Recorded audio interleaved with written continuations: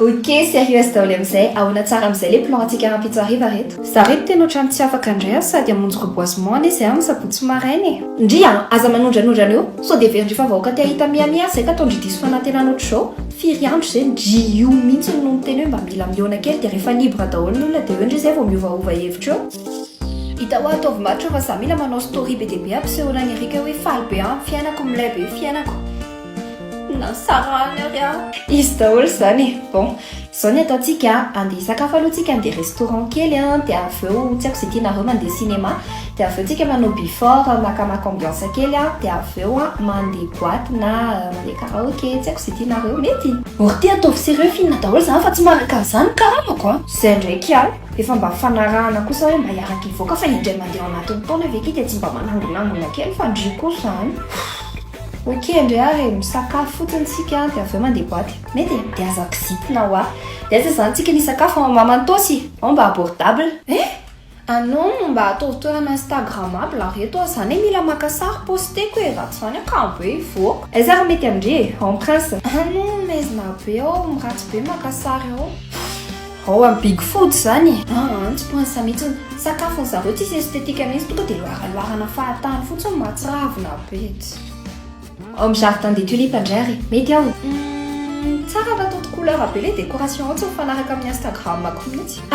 leo be andriaka ataovy ao amin'ny azote tare mety ao parfait be sady mbola tsy be mpandeha adala 40 000 ariary ane sakafo ao madame werawery maka leo be aloha zany hoany ka ahoana indray ary ny akanjo inona ny anaovanareo bomba be ao fa za mila manao story be dia be ho hitany erika hoe sao zavatra nary mariny terre ngamba robe daholo na jupe ny anaovanareo le mba mafatifaty seksisexika ireny fa mba ataovy jaune na orange reto amin'izay fanaraka amin'ny Instagram antray reto aza atao an'izany ka atao ny vadiko mamahay amin'izany satra izy efa tsy mba saro-piaro be hoe andeha hivoaka ako dia hiavaka eo zany ndriko zay ifanarahana hoe manao robe dia manao talon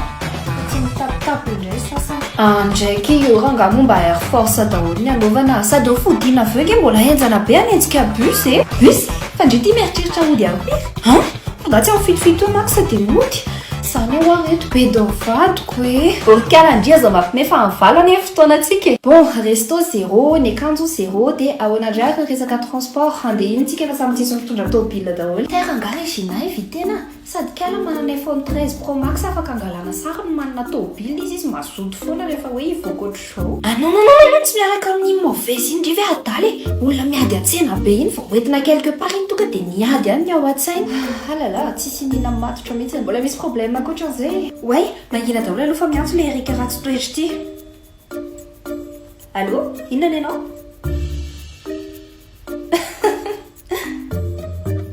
tena marina eny wito fa misy inona invité-ny amin'ny restaurant sarapitsy fa malahelo be anahy izy dia te hiombona miaraka amina tena vraiment désolé reto fa tsy afaka mandeha amin'le plan anareo indray ako manaraka indray j'abandonne